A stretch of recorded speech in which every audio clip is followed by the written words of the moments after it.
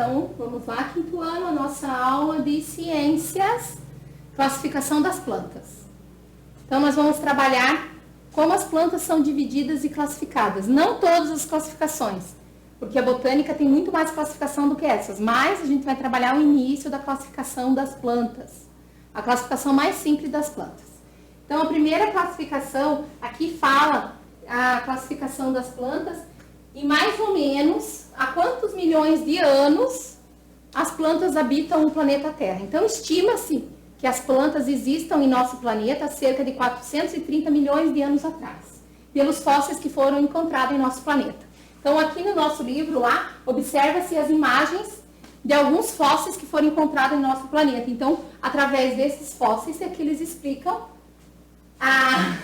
professor Rafa,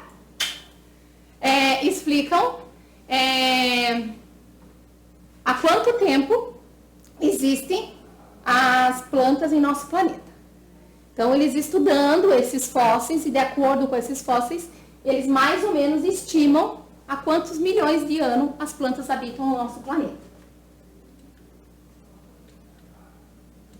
Então, pela diversidade desses fósseis, eles também já analisaram que existem diferentes formas de plantas. Algumas eram gigantes, algumas eram pequenas, algumas eram rasteiras e assim por diante, né? Então, a primeira classificação de planta lá do nosso livro são as briófitas, que é a forma mais simples de planta.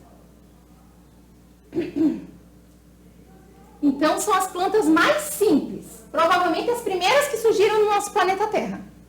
As primeiras plantas, né? Os primeiros seres vivos que surgiram no ambiente, né? As primeiras plantas no ambiente terrestre.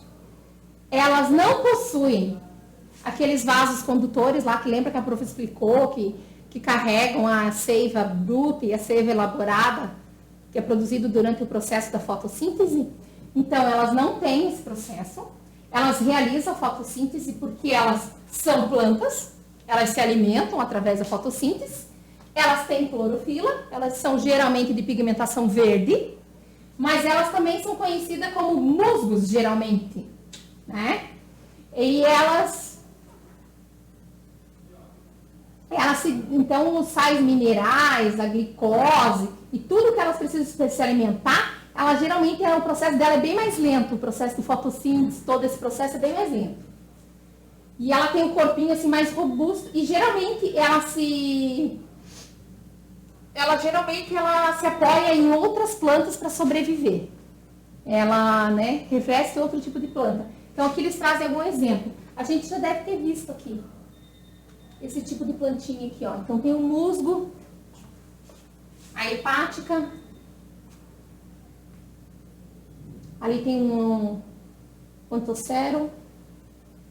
Então, as briófitas são geralmente comuns em ambientes mais úmidos, né, no meio das florestas, em ambiente mais úmido. E é assim que elas são mais comuns. Geralmente ela é uma plantinha mais delicada, mais fina. Ela não tem todas as partes da planta. Ela não é constituída por caule, raiz, ela não tem raiz, caule, folha, fruto, flor, fruto, semente. Então, ela não possui todas as partes da planta. Então, ela não é uma planta completa. Ok?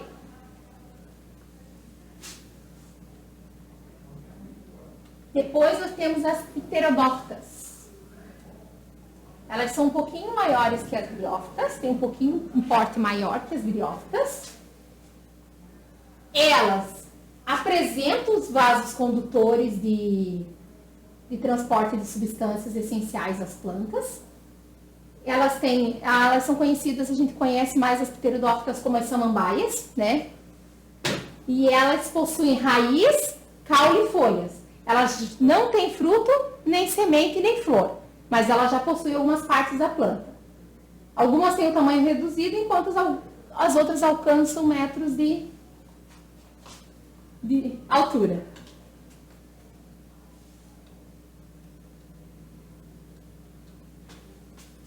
E as pteridófitas também dependem da água para se reproduzir. Então, elas precisam da água para fazer esse processo assim, de locomoção reprodutiva. Então, ela precisa de água para que se dê origem a outra plantinha. Então, aqui vocês têm que ler se saiba mais aqui. Aqui, ó, atrás da samambaia, quando a gente vira, tem essas bolinhas pretas aqui, ó, que é onde vai dar origem a outra plantinha. Quando ela amadurece, ela cai no chão e dá origem a outra plantinha. Depois, nós temos as gimnospermas, que são plantas de origem de clima ameno e a frio.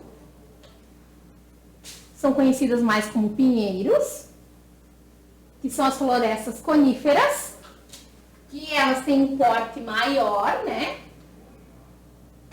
No nosso Brasil, a maioria das gimnospermas são plantas exóticas. A única planta nativa desse grupo é a araucária, aquela que dá o pinhão, que a gente conhece bastante, né? E ela é uma árvore de altitude, então ela geralmente dá em serras. E depois, as gimnospermas foram as primeiras plantas terrestres, elas não dependem mais da água para se reproduzir, porque elas têm semente. Então, elas já produzem a semente para se reproduzir. Enquanto a pteridófita não tem semente. Então, aqui já começa a semente. E ela tem vasos condutores para se alimentar. Faz fotossíntese, faz tudo e tem vasos condutores. E aqui nós temos, ó, e daí ela tem os grãos de pólen, que é por onde vai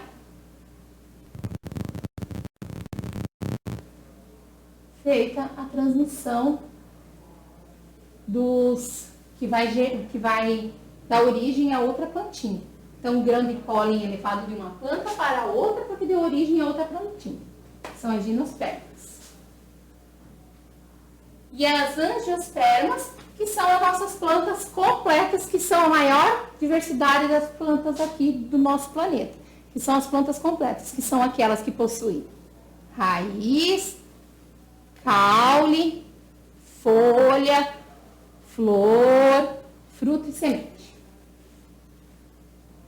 E também são aquelas que podem ser encontradas também no ambiente aquático, que tem a Vitória Régia, por exemplo.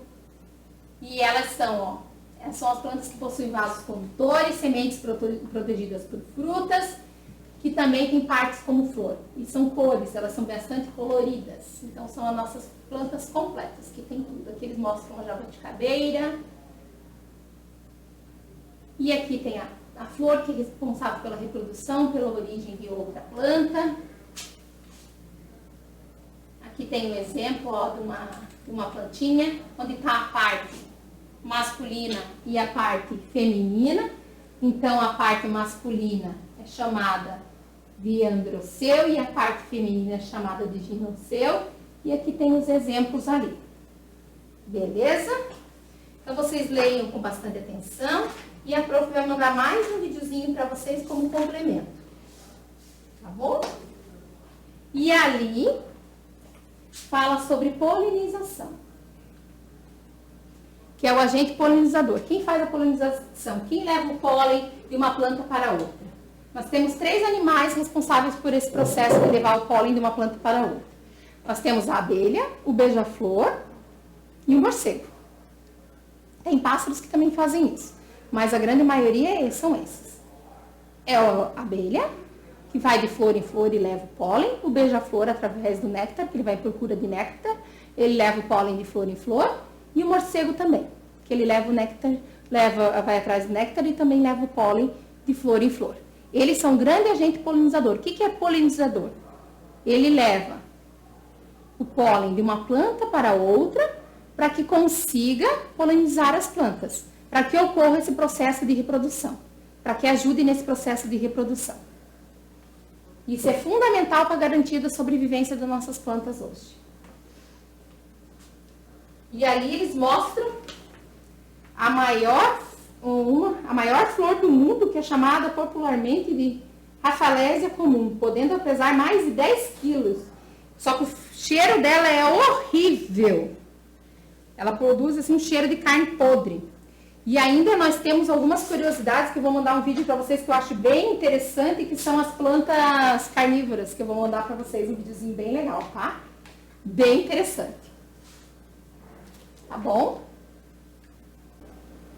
Oi, meus amores, então nos exercícios de ciência. Primeira, vocês têm que ler ali as perguntinhas, que não são perguntas, são afirmações, mas vocês vão ter que descobrir as palavras que estão pedindo para vocês descobrirem ali. As horizontais assim, as verticais assim, tá bom? Dúvidas, depois a professora esclarece, se não encontrar alguma. Ali, recorte do encarte. O que é o encarte? É lá atrás, tá? Vou mostrar pra vocês. Mercado de Ciências. Essas aqui, ó. A parte das plantas, ó. Opa. Aqui, ó. Raiz, caule, flor, folha, flor, semente, fruto. E colocar as características para que cada um serve. Tá?